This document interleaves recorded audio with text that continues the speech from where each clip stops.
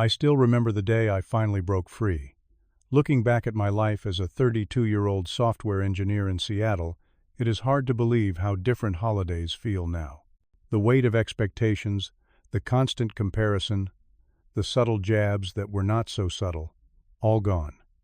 For years, Christmas meant walking on eggshells around my own family. Now I choose who sits at my table. The peace I have found was worth the storm that came before it. Before I dive into how my own family tried to destroy my Christmas but ended up changing my life forever, drop a comment letting me know where you are watching from, and hit that subscribe button if you have ever had to choose your own. Happiness over toxic family expectations. Growing up in suburban Boston, our family looked picture perfect from the outside. Dad worked as an accountant, Mom taught elementary school, and our colonial-style house had a white picket fence that neighbors envied. But behind closed doors, the emotional landscape told a different story.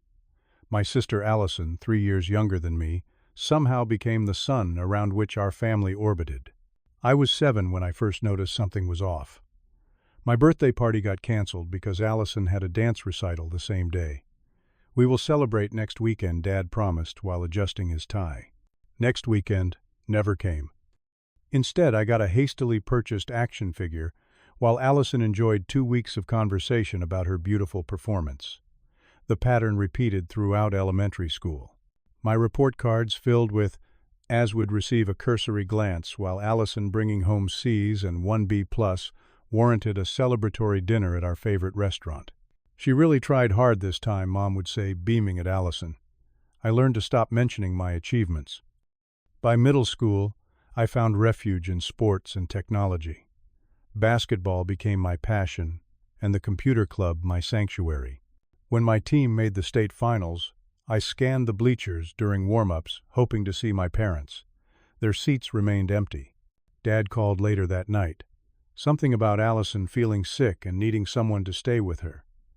I stopped expecting them to show up after that. 2 weeks later, I skipped an important programming competition to attend Allison's art show. Both my parents had rearranged their work schedules to be there. They barely noticed I came along. High school brought new dimensions to the disparity. When I won a prestigious computer science award, Dad questioned whether I was showing off and suggested I focus more on being normal. Meanwhile, Allison's participation in the school play. She had 3 lines as a background character, warranted professional photography and dinner with extended family. My saving grace came in the form of 2 friends, Tyler and Marcus. They saw what was happening and offered me something my family never did: validation. Their homes became my second homes, places where accomplishments were celebrated and failures met with support rather than criticism. The college application process crystallized everything. I researched universities alone, figured out financial aid forms without help, and scheduled my own campus tours. Meanwhile, both my parents took 2 weeks off work to tour potential colleges, with Allison visiting 7 campuses across the country. That Thanksgiving remains seared in my memory. During dinner, I mentioned receiving a full scholarship to the University of Washington. The news hovered in the air for an awkward moment before Mom changed the subject. "Allison has a new boyfriend," she announced, and the table erupted in questions and excitement. My scholarship never came up again. Christmas that year featured the most blatant display yet. Allison received a MacBook Pro designer, clothes, and concert tickets. My pile contained socks, a grocery store gift card, and a basic calculator for college math. I spent the night in my room contemplating how much distance Seattle would put between us. Finally, during spring break of senior year, I attempted a conversation with my mother. "Do you ever notice how differently you treat me compared to Allison?" I asked as she folded laundry. She froze momentarily, then continued folding. "You have always been more independent. Allison needs more support." When I persisted, Dad joined the conversation. "Stop being so dramatic, Baker. Not everything is about you." From the doorway, Allison smirked. Later that week, Mrs. Peterson, my friend Tyler's mom, pulled me aside after I spent the weekend at their house. "I hope you know your worth is not determined by how your family sees you," she said quietly. "Some parents just cannot see past their own issues." Her words were the first acknowledgement of what I had experienced for years. College provided the distance I desperately needed. The University of Washington campus became my sanctuary 3,000 miles from the constant reminder of my second-place status in the family hierarchy. For the first time, I could breathe without the weight of comparison pressing against my chest. My roommate Jackson noticed I never talked about home. "Family trouble?" he asked one night, when everyone else was discussing holiday plans. "Something like that," I replied, surprised at how easily the admission came. "Mine too," he said simply. That was all I needed, someone who understood without requiring the painful details. I thrived academically, making the dean's list every semester. Computer science challenged and fulfilled me. I joined coding competitions, developed apps with friends, and secured prestigious internships. Each achievement felt pure, without the shadow of Allison's accomplishments looming over them. Phone calls home became increasingly predictable. Mom would spend 15 minutes updating me on Allison's life, her changing majors again, her new boyfriend, her apartment troubles, before asking almost as an afterthought, "And how are your classes?" When I mentioned making the dean's list again, she responded with, "That is nice, honey. Did I tell you Allison might try out for the spring musical?" Holiday visits grew shorter each year. Freshman year, I stayed for 2 weeks during Christmas break. Sophomore year, I cut it to 1 week. By junior year, I flew in December 23rd and left December 26th. Nobody seemed to notice or mind the truncated visits. After graduation, I landed a job at a leading tech company in Seattle. The salary was excellent, enough that when Mom mentioned financial struggles after Dad's company downsized, I sent money home monthly without hesitation. Despite everything, they were still family. Meanwhile, Allison dropped out after 2 years at an expensive private college. "College is just not for everyone," Mom explained during one of our calls. The same week, she questioned whether my obsession with work was healthy after I mentioned a promotion. Despite the ongoing imbalance, I continued sending thoughtful gifts for birthdays and holidays. Mom received artisanal cooking ingredients for her newfound interest in gourmet cooking. Dad got collectible sports memorabilia for the teams he followed. Allison received designer items she had mentioned wanting. My own birthday passed with a text message from Mom and silence from the others. The pattern might have continued indefinitely if not for what happened when I turned 26. My sister called on a Tuesday afternoon. "I moved to Seattle," she announced, without preamble. "You," what I stammered, caught completely off guard. "Yeah, things did not work out in Boston.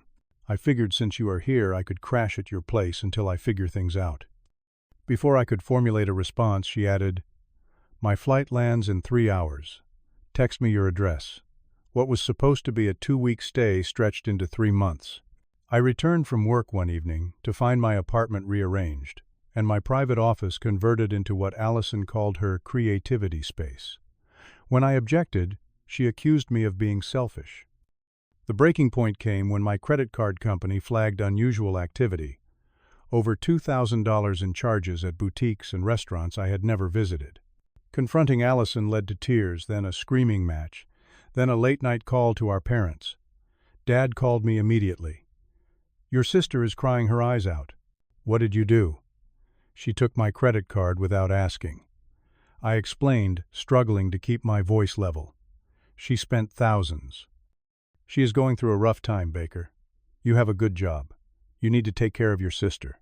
That is what family does." I finally stood my ground. I helped Allison find her own apartment and a job through one of my connections, but made it clear she could not stay with me anymore. The 3-hour lecture from my parents about family responsibility stung, but for once I did not back down. 2 years later, my appendix ruptured. Emergency surgery and complications left me unable to care for myself for weeks. From my hospital bed, I called my parents.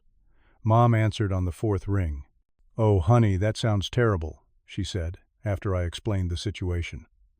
"We would come out, but your sister has that big interview this week. We promised to help her prepare." I hung up feeling hollow. My coworkers organized a meal train. My friends took shifts, staying with me during recovery. Not once did my family call to check on me. My therapist, yes, I finally started therapy, helped me see the pattern clearly. You keep expecting them to be different, she said gently. But their behavior has been remarkably consistent. The question is, what boundaries do you need for your own well-being? 2 years of limited contact followed. Brief calls on holidays. Perfunctory birthday texts. It was not estrangement exactly, more like the slow fading of a photograph left in the Sunday. Then came the invitation. Christmas at home in Boston. Maybe time and distance had changed things. Maybe they missed me. Despite everything, hope flickered within me. I purchased expensive gifts for everyone. A rare first-edition cookbook for Mom, vintage baseball cards for Dad, and the designer handbag Allison had been posting about on social media. I boarded the cross-country flight with nervous anticipation, rehearsing conversations and imagining warm reunions. The airport arrival set the tone. Despite promises to pick me up, no one came. Allison needed help with last-minute shopping. Mom explained over the phone. Just grab a taxi. I watched families embrace around me while waiting for my rideshare in the biting December cold. The house looked the same. Colonial facade decorated with tasteful Christmas lights, wreath on the door, the scent of pine and cinnamon greeting visitors. My childhood bedroom had been converted to a home office years ago, so I was directed to the couch. Dinner will be ready soon, Mom said, barely looking up from her phone. Your sister has big news. The big news dominated Christmas Eve dinner. Allison was engaged to her boyfriend of 6 months. The conversation revolved entirely around wedding venues, dates, and plans. When there was finally a lull, I mentioned my recent promotion to senior software architect. That is nice, dear, Mom said already, turning back to Allison. Now about the bridesmaid dresses. I retreated to the uncomfortable couch early, claiming jet lag. As I pretended to sleep, I overheard my parents in the kitchen. Baker seems to have an attitude problem, Dad muttered. He has always been jealous of Allison's successes, Mom replied. I thought he would outgrow it. Christmas morning brought fresh tension. Allison burst into the living room while I was still asleep on the couch. Baker, we need your old room, she announced. Confused, I sat up. What room? I do not have a room here anymore. The office. We need it for Todd's parents. They are coming over for Christmas dinner, and they need somewhere comfortable to rest. Where am I supposed to go? I asked, rubbing sleep from my eyes. I am already on the couch. Her expression hardened. Figure it out. This is important. When I refused to be displaced without a reasonable alternative, Allison stormed off. 30 minutes later, she returned with our parents in tow. Baker, your sister has put a lot of effort into this Christmas. Mom began, her tone placating but firm. Either he leaves, or we will not have Christmas here. Allison interjected, arms crossed. I looked between their faces, waiting for someone to recognize the absurdity of the situation. Instead, Dad cleared his throat. Baker, maybe it is best if you find a hotel for tonight, just to keep the peace. The room fell silent. 25 years of second place, of biting my tongue, of making excuses for their behavior, crystallized in that moment. They were asking me, their son, their firstborn, to leave on Christmas Day so that the fiancé's family would not be inconvenienced. Okay, I said quietly. The fight drained out of me, replaced by a strange, calm clarity. I packed my bag, while the house bustled with continued Christmas preparations. No one helped. No one asked me to reconsider. I called hotels until I found one with availability, an expensive boutique place downtown that was my only option on Christmas Day. Snow had begun falling as I stepped outside with my suitcase. Through the window, I could see my family gathered in the living room laughing. My absence had not even caused a ripple in their celebration. The hotel staff took pity on me, upgrading my room and sending up complimentary hot chocolate. Alone in a strange room surrounded by other people's holiday joy, the dam finally broke. 25 years of suppressed pain poured out in heaving sobs that left me exhausted. Then my phone rang. Tyler, my old friend who still lived in Boston. Baker, are you really in town? Want to come over for dinner? We are having people over. 5 hours later, I sat at a table surrounded by Tyler's family and friends. They asked about my life in Seattle, congratulated me on my promotion, and included me in their traditions as if I had always belonged there. The contrast could not have been more stark. "You okay, man?" Tyler asked when we had a moment alone. "I just got kicked out of my family's house on Christmas." I said the words sounding surreal even to me. Tyler shook his head. "That is not a family, Baker. That is a group of people who share your DNA." His words settled something inside me. For the first time, I saw with perfect clarity what I needed to do. "I think I am done letting them hurt me," I said. Back in Seattle, I drafted the email 3 times before sending it. Professional, unemotional, clear. After careful consideration, I have decided to step back from our family relationship indefinitely. The events at Christmas made it clear that my presence is neither valued nor respected. Please do not contact me. I will reach out if and when I am ready to reconnect. I blocked their numbers, restricted social media, and told my workplace security about potential unexpected visitors. The weight that lifted from my shoulders was immediate and astonishing. Years of tension I had carried so long I forgot it was there, gone. My chosen family grew stronger. Jackson, my former roommate, co-workers who became friends, neighbors who invited me for weekend barbecues. We celebrated holidays, birthdays, promotions, and ordinary Tuesdays together. I created traditions that brought joy rather than anxiety. Therapy helped me understand that walking away was not failure or weakness. Some relationships cannot be healed if the other parties do not recognize or want to address the problem, my therapist explained. You are not responsible for maintaining connections that harm you. 6 months of peace followed. Then the siege began. It started with emails from extended family. "Your mother is heartbroken. Your father does not understand what he did wrong. Family is family. You cannot just walk away." Then Allison somehow obtained my address through a mutual acquaintance. Packages began arriving. Childhood photos, old schoolwork, guilt, wrapped in nostalgia. Each one went unopened into a storage box. The escalation came when my parents showed up at my workplace unannounced. Security called me to the lobby where they waited, looking oddly small and out of place against the modern architecture. "Baker, this has gone on long enough," Dad began without greeting. "We are your family," Mom added, tears already forming. "You cannot just cut us off." "I can and I have," I replied, keeping my voice low and steady. "Please respect my decision." They left reluctantly after security approached, but the message on my voicemail that night was scathing. "After everything we have done for you," Dad's voice raged, "this is how you repay us. Allison's wedding is in 2 months. You need to be there." I deleted the message without responding. The social media monitoring began next. Fake accounts trying to follow me. Friends reporting strange questions from people claiming to know me from Boston.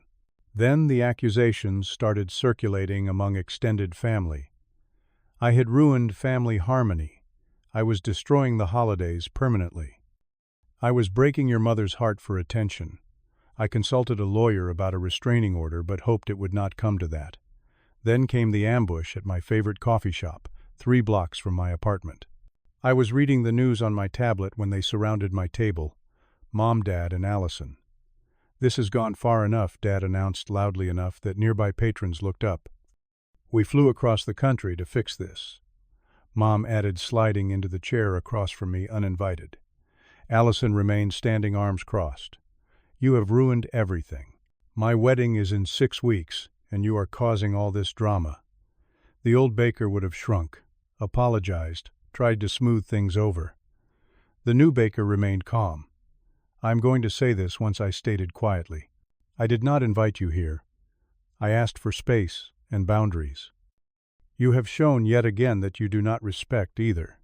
"Space boundaries," Dad scoffed.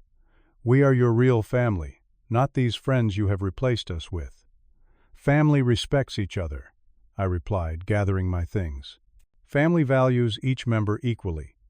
Family does not kick someone out on Christmas to make room for practical strangers." "That was different," Mom protested. It was a special circumstance. It was the culmination of a lifetime of being treated as less important, I corrected her, and I deserve better. I stood to leave as Mom began crying dramatically. Several patrons watched the scene unfold. "You have ruined every holiday since you left," Allison shouted as I walked toward the door. "Nobody enjoys family gatherings anymore because of your selfishness." I turned back briefly. "I am not responsible for your happiness. I am only responsible for mine." Their voices followed me out, but for the first time their words had no power over me. 1 year later, I hosted Christmas at my apartment. 12 people crowded around my table, coworkers, neighbors, friends old and new. We exchanged thoughtful gifts, shared stories, and built new traditions together. Not once did I check my phone anxiously or worry about saying the wrong thing. Sometimes I still feel sad thinking about my sister.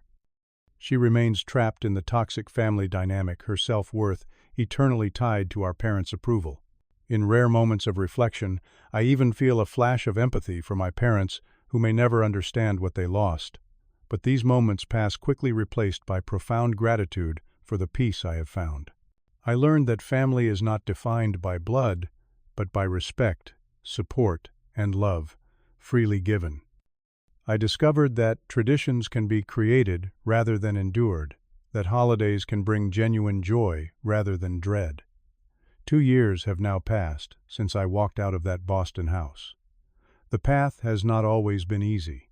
There are occasional moments of sadness, questions about what might have been, but these are vastly outweighed by the freedom I found. Freedom from constant comparison, from walking on eggshells, from the endless pursuit of approval that would never come. I now know that some ties are meant to be severed so that others can grow stronger. I understand that choosing yourself is not selfish, but necessary. I have learned that the family we choose can nurture us in ways our blood relatives sometimes cannot. The greatest gift I gave myself was permission to create boundaries and the courage to maintain them. In doing so, I found not only peace, but also my true self, worthy of love, deserving of respect, and capable of genuine connection. Have you ever had to make a difficult choice between your own well-being and family expectations? Share your experience in the comments below. If this story resonated with you, please hit that like button and subscribe for more real-life stories. And if you know someone who might be struggling with toxic family relationships, share this video to let them know they are not alone. Thank you for listening, and remember, sometimes the bravest thing you can do is choose your own happiness even when others do not understand.